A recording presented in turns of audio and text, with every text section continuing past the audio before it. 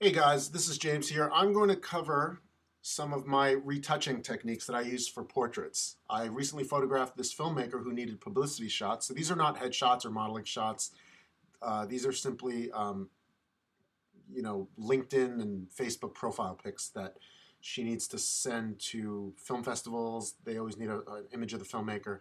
And I've been retouching a bunch of her photos, and I've been going over the same kind of techniques, and I thought I'd record this one to show you what I do. So we're going to start with this one. I'm in Lightroom. We're going to bounce back and forth between Lightroom and Photoshop, and I'm going to cover some of the things that I do, including frequency separation, which is a really powerful tool to do skin retouching, a little bit of airbrush retouching. She told me that she wishes she had done her roots here and asked me if I could fix that. I told her sure.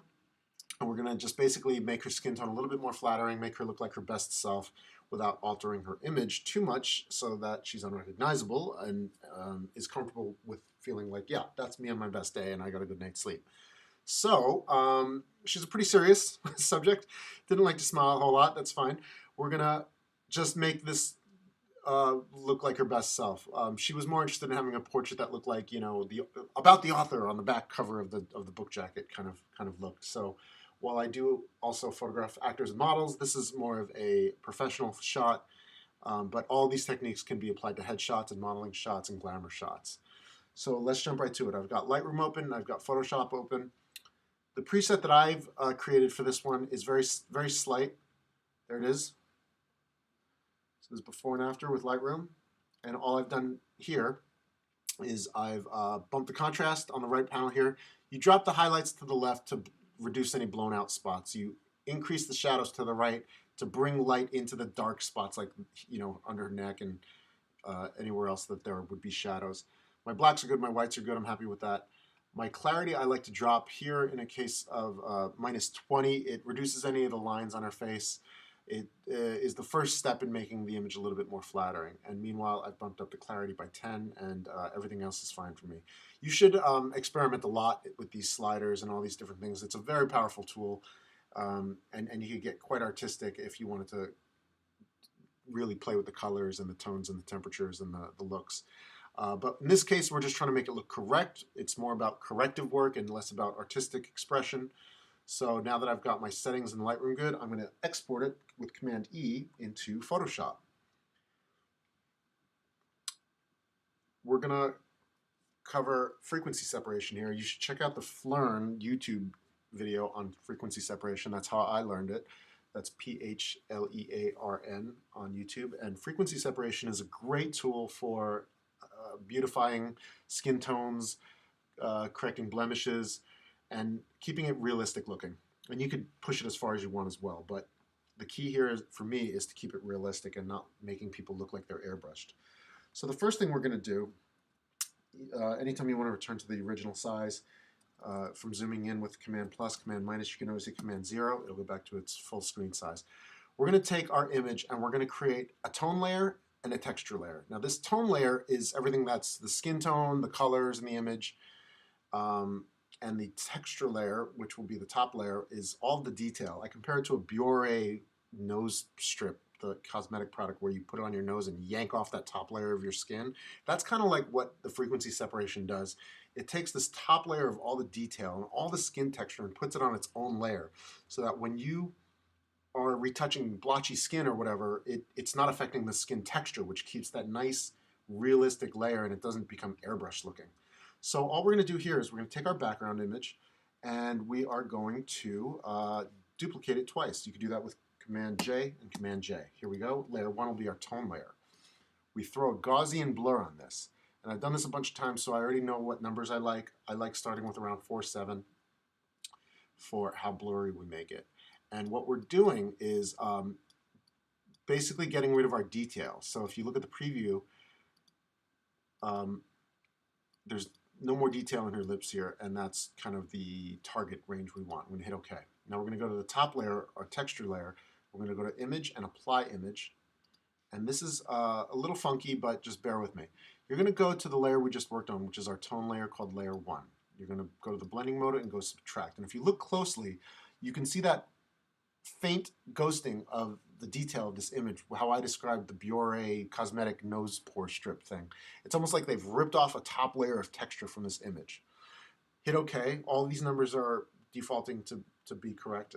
Scale to offset 128. I don't know what it means, but it works.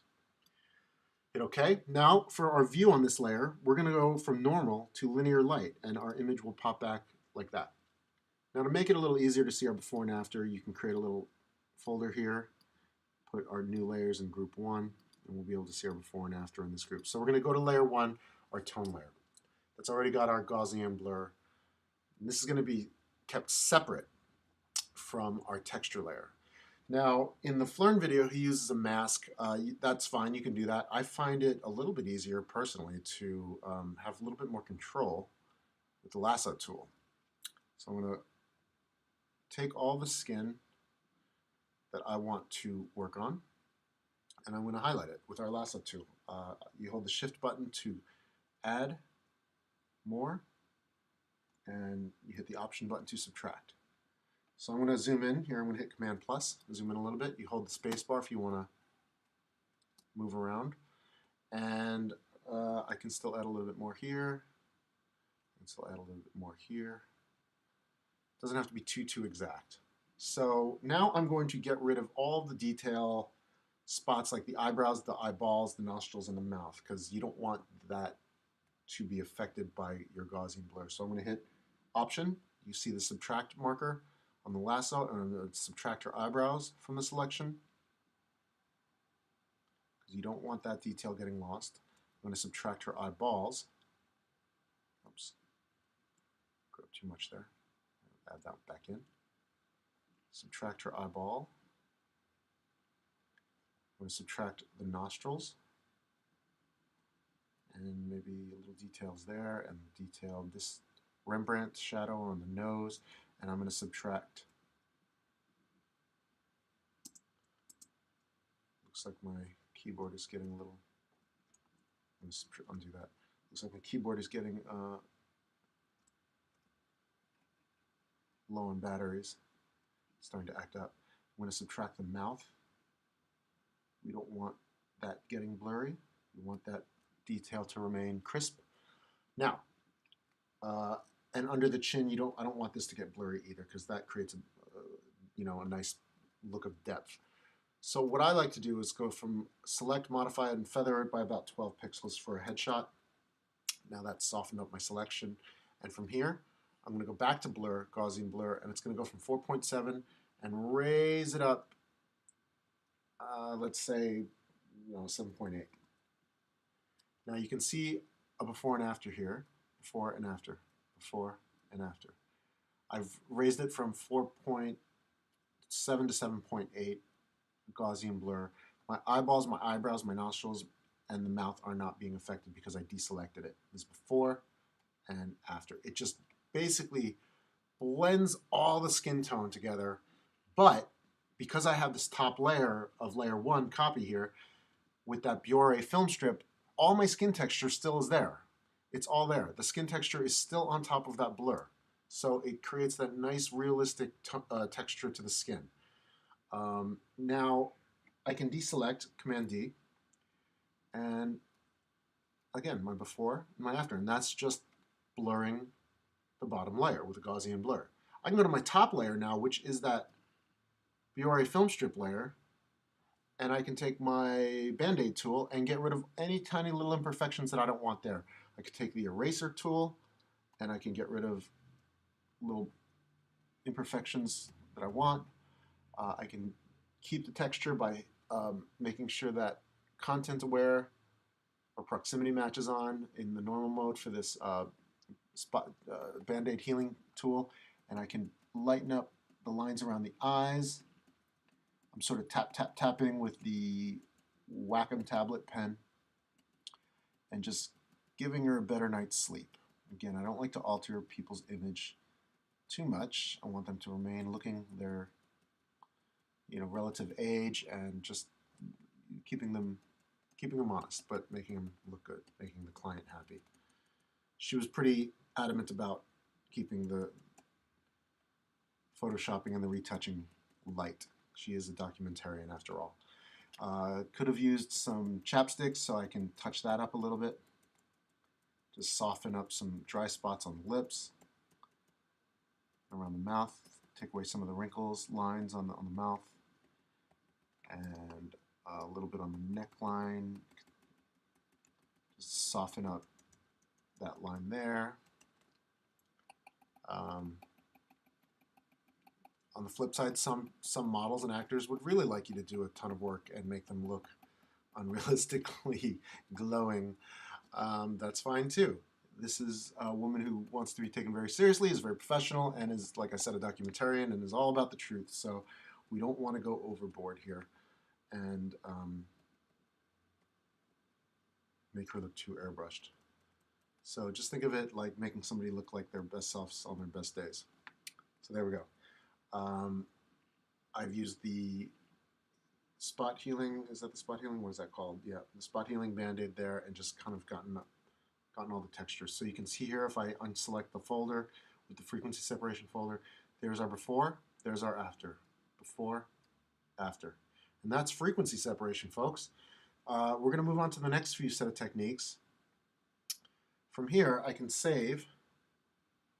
It's a good idea to save so I can go back to the frequency separation if I need. Command S. Oh, I did it too many times. Now from here on out, I'm going to flatten the image.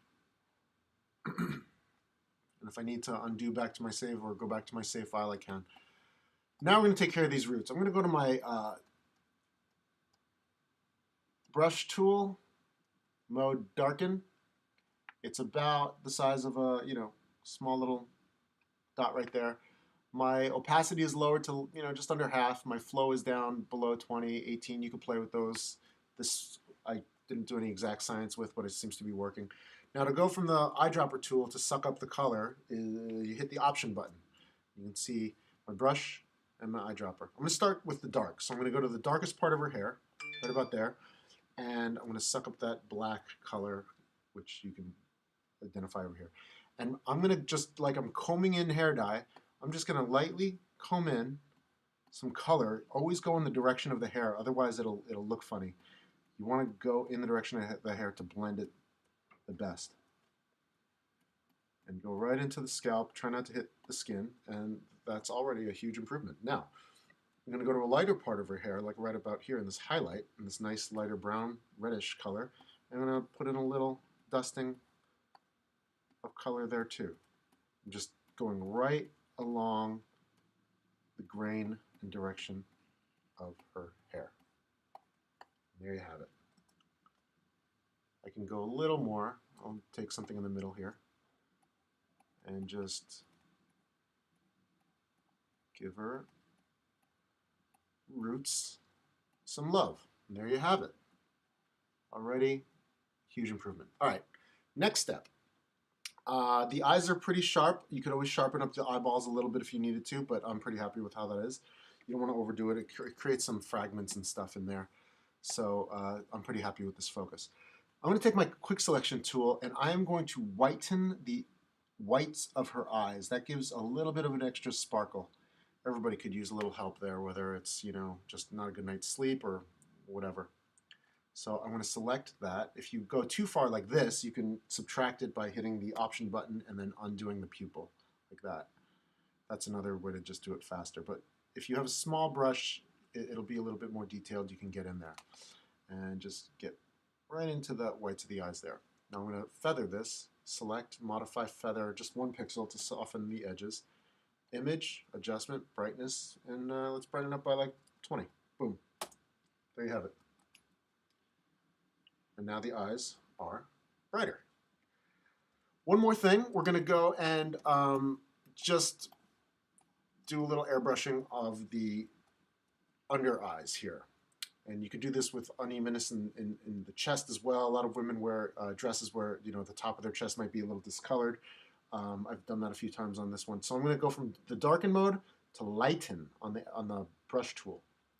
Using the same settings, lowered opacity, way low on the flow, I'm going to lighten up the under bags of her eyes, just the dark circles. She was really not into wearing makeup, so we just got to give a little bit of help. So what I'm going to do is I'm going to go back to my eyedropper with the option button, and I'm going to take the bright part of her skin, like right here where the sun hit, the light hits. Sometimes it's on the cheeks. In this case, it's more on the forehead. I'm just going to take the skin tone right about there where it's nice and bright, and I'm just going to give a little light stroke right under the eye. See that? That's 2 strokes and 3. And I'm pressing very lightly on my Wacom pen, and 3. And there you have it. No more dark circles. Well, they're still there, but it's realistic looking. And I could even go so far as to sort of help out little spots like on the cheeks. And this is just the really straight up airbrushing. You've lowered the opacity and flow so that it's a little bit lighter. It's almost like taking a makeup brush. So from here, that's looking pretty good. I'm going to hit save. So that's Command S. And now we're going to go right back into Lightroom where it's automatically going to update a version. And here you have it. There's my before and my after. Before and after. We've taken care of some roots, we've taken care of some dark circles under the eyes, and we've taken care of just sort of the overall skin tone and skin texture spots. Before and after. She looks like a little bit more rested, and she's been happy so far with the retouchings that I've done thus far. I hope this little tutorial has helped, and be sure to subscribe to our page, and maybe pretty soon I'll do a little tutorial on how I shoot portraits and headshots. That's about it. Thanks for watching. Hope it was helpful. Bye-bye.